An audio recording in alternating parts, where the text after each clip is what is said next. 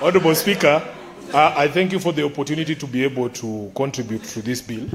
I want from the onset to say that I support the bill. Honorable Speaker, I have always believed, and I have said on this floor, that if you look very closely, the majority leader is generally a very good man. And if you look with a microscope, you will find things that we agree upon. I want to say that I agree with the majority leader when he says that it is a shame, an embarrassment, that we are only debating this bill 2 months to the close of the financial year. I agree with him in his sentiments that, in fact, the debate on this particular bill is unnecessary because this is a constitutional imperative. There should be a self-executing mechanism to appropriate this money to the counties that have been, or the areas that have been marginalized for a long time. But where we disagree with the majority leader, I wish he would listen to this majority leader. I wish you would have tendered an apology after saying those things that you said, that I agree with.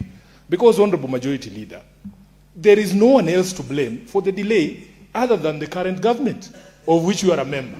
Mr. Speaker, the person in charge of the country right now is from the Majority Leader's party. The people in charge of the National Assembly, although, of course, even after the courts ruled that Azimio coalition is the majority, the Speaker there has refused to implement. So the Majority Leader's party is the majority there.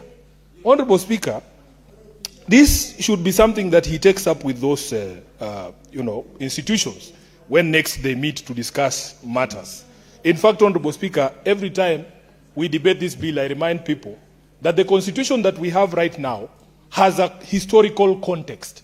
There is a historical context to the provisions of this constitution. There is a reason why, Honorable Speaker, my favorite part of the constitution these days is actually the preamble of the constitution, because it gives background to why we gave ourselves this constitution. There was a life we used to live that we decided we were going to stop living. There are things that used to happen under previous regimes that we wanted to put an end to. There are things that never used to happen that we wanted to happen. And Speaker, allow me to just point out 2 things in that preamble. First of all, we recognize the pride of the Kenyan people in our ethnic, cultural, and religious diversity. And we said here that we are determined to live in peace and unity as one indivisible sovereign nation. The reason I start there, Honorable Speaker, is because of the traditional marginalization of certain areas. You go to these areas and people don't consider themselves part of Kenya. And that is why, Honorable Speaker, it is important for the preamble to recognize our diversity in that manner and to state categorically that we are indivisible, one indivisible sovereign nation. Then, Honorable Speaker, my current favorite is the values with which Kenyans wanted to be governed. I have argued in other fora that, in fact, the manifesto of the government we wanted is already here in the Constitution. You don't need to do anything else. There is a guide. Kenyans wanted a government based on 6 essential values. And the first one is human rights, equality, freedom, democracy, social justice, and the rule of law.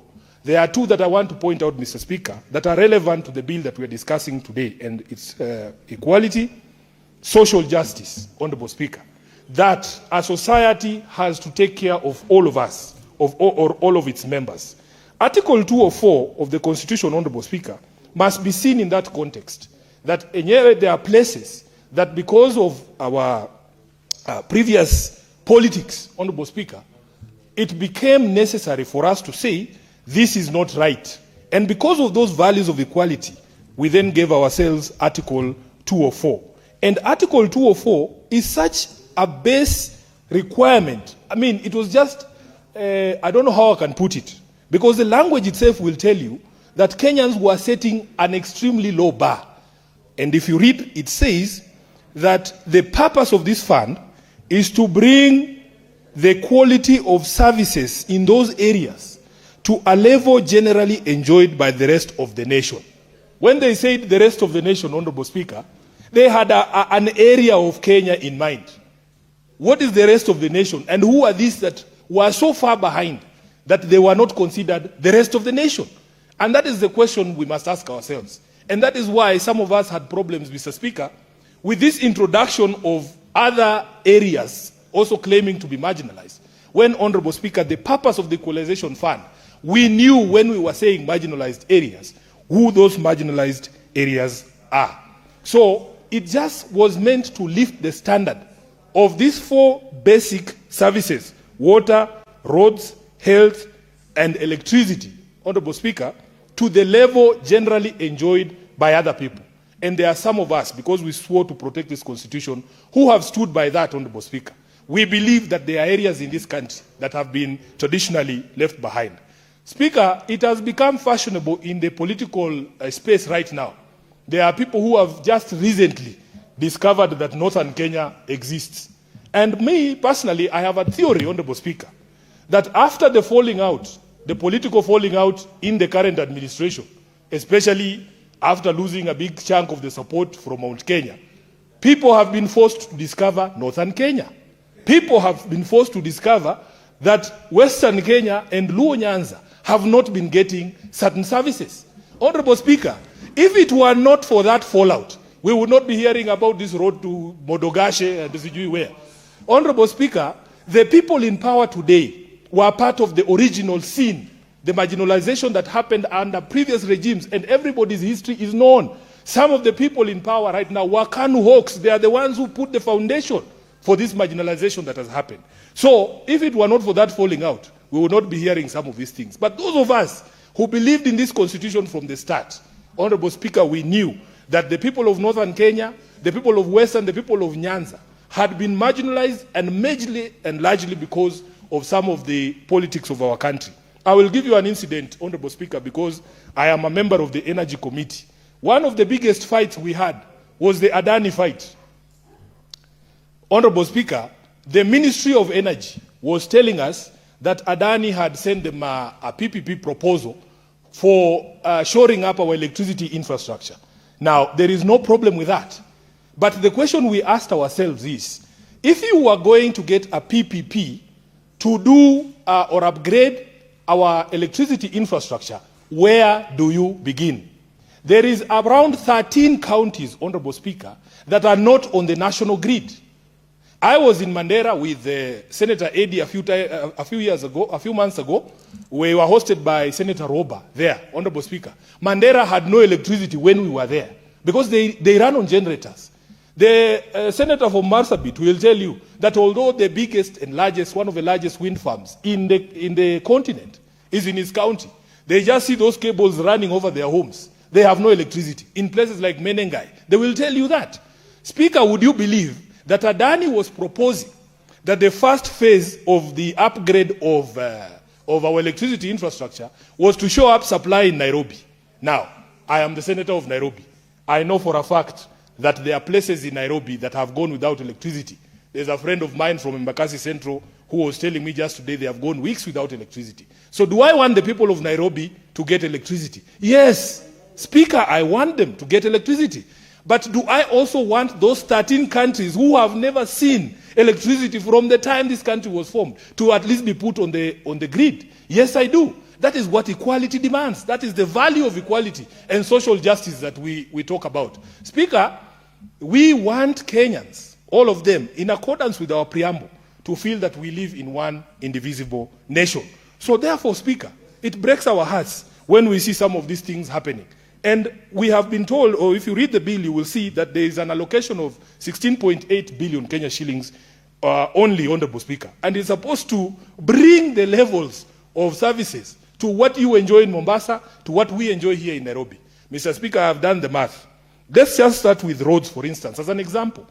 We are told that on average, we spend about between 80 and 150 million shillings to do 1 kilometer of a standard bitumen road that has 2 lanes. 150 million Kenya shillings. So if my math is not very bad, Honorable Speaker, if you did the math, 16.8 billion gets you around a maximum of 110 kilometers of road. If we decided to put the entire equalization fund into one road, it will only be 110 kilometers, Senator Khalwale.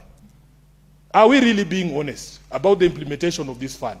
One of the things I have advocated for, and I am sure that in the next administration, if, for instance, Honorable Speaker, we are lucky enough and Linda Mwananchi forms government, one of the things we want to do, one of the things we want to do, the way there is a schedule about how much money every county receives under devolution, the equitable share. We want 47 counties. We want to see in those 47 counties how much each county receives from the national revenue. Because that is the one thing we are never told. It is possible, Honorable Speaker, that there is accumulation of government expenditure in certain areas because of certain things, and especially because of political expediency. So, Speaker, one of the things I want to promise here is that once we form government as Linda Mwananchi, Mr. Speaker, we will be publishing. Mandera must know how much of the national government resources have been utilized there. When we went to Mandera, Speaker, we complained about the state of the airport there. Speaker, one of the busiest airports in Kenya has no tarmac. And you go to certain counties, I don't want to mention them, but I did mention them in Mandera. There is 2 airports within 5 kilometers of each other. It is just unconscionable. And to prove our point, Speaker, just recently, there was an accident at Mandera Airport. We are waiting for people to die so that we can build an airport in Mandera. Speaker, this issue is a serious issue, and I want us to be honest about it. In fact, one of the things I get asked every day is... point of information. On what? What? Senator Sifuna, do you... Speaker, I don't know if he can tell you what he wants to inform me, because I don't usually like to be, when I'm in the middle of teaching, to be taught myself. But let's hear what he has to say, but briefly. Yes, Senator Eddy.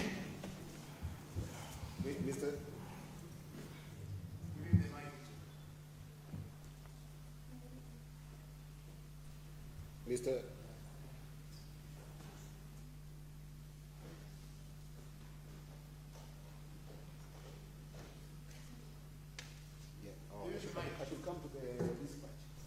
I will come. Mr. Speaker, Senator Sifuna has alluded to something very important, which I also had talked about, but I need to inform you on something here. Senator Sifuna has alluded on the amount of money on this appropriation bill, which is 16 billion. What I wanted to inform Senator Sifuna is that because this fund is as per a sunset clause, if you go by the math that it's done of 1.5% of the amount of money that we should get from the national government to this fund, Senator Sifuna, this fund has got an entitlement of 79.8 billion. Now, Senator Sifuna, what I wanted to inform you about is that since the last 2 appropriations were done up to date, that will include the 2025-2026, which we are doing today, 62 billion is the outstanding arrears that the national government has not been honored. So that between the time that this fund was founded up to now, there has only been allocation, or rather there has only been an honoring of 13 billion. I think that's information that's important to him to understand that even though we are even trying to get even the 16 billion to be passed now, 13 billion is the only amount that has been given in an entitlement of 79 billion with arrears of 62 billion. So if the 62 could be released with the fight of people like Sifuna, myself, and yourself, Speaker, and all senators here, it could be a very significant amount to equalize Kenya. That money is big, the 62 billion that is already in arrears. I thank you, Mr. Speaker. I think, Senator Sifuna, you have been informed sufficiently. Senator Eddy is saying that although we pass the Equalization Fund Act every year, the disbursements from the Treasury are not up to date. There are arrears of 63 billion. I understand, Speaker, because of the controversy that has been surrounding the fund. In fact, I remember in 2010, I was one of those people who said, this is one of those clauses that should not have a sunset clause, and I will give you the reason. It is not a solid argument, Speaker, to give 20 years to repair damage that has been done over 60 years. The people of northern Kenya and all these other marginalized areas have suffered over 60 years. 20 years from 2010 is supposed to expire in 2030. We need, I think, half of this house and half of the other one to pass an extension of this particular clause. It's unnecessary. Mr. Speaker, I wish, and you know, it's just that I'm not very good in math. Maybe Eddie can help me. I even suspect that these amounts that are being disbursed are not equivalent to 1.5% of all the revenue that we have collected. Because, Speaker, we have a problem even with the monies for devolution. Because of the National Assembly being slow in approving or passing the Auditor General's reports on our revenue, we are always years back on the base amount that we used to calculate how much money goes to the counties and to funds such as this. So for a period of 60 years, you don't have roads. And then you are being given installments of 12 billion, 16 billion. It will take proper lifetimes. There's people who will die in some of these areas without ever seeing electricity or roads. And I think for me, it is unfair because they continue to be Kenyans and they continue to pay taxes. Mr. Speaker, therefore, I want to support this bill and I want to assure Kenyans that there are good-hearted people out there who had this constitution in mind, because one of the biggest tragedies, I think, is people finding themselves in power and being given a constitution to implement that they didn't believe in, they didn't support, that they actively opposed. There is no way, Honorable Speaker, there is any political will to ensure that you implement some of these things if you, from the onset, did not believe in it. So forget all these stories you hear, Honorable Speaker, about people suddenly discovering Mandera exists, that we need a road from Mandera through Isiolo. Honorable Speaker, there are people who have always known that there is marginalization. They've been part of that system of marginalization. So there's no magic. And that is why, Speaker, I continue to insist that we want in 2027 to have a values conversation. A values conversation. Once you appreciate that a government needs to act fairly, because it is a constitutional imperative of value, that a government must consider equality when they are doing certain things, then you don't need to convince me with your votes to bring roads to Mandera. You don't need to convince me to put Marsabit on the grid, because I am tied and bound by the values in the Constitution that there has to be social justice, Honorable Speaker. So when you see some of these people pushing and saying, oh, Sifuna, how many kilometers of road will you build? Oh, I have built one stadium. How many are you going to build? I have built 30 markets. How many are you going to build? I am telling Kenyans, we want a conversation to return this country on the rail of values. And once those values are in place, Honorable Speaker, everything else falls in place. I thank you.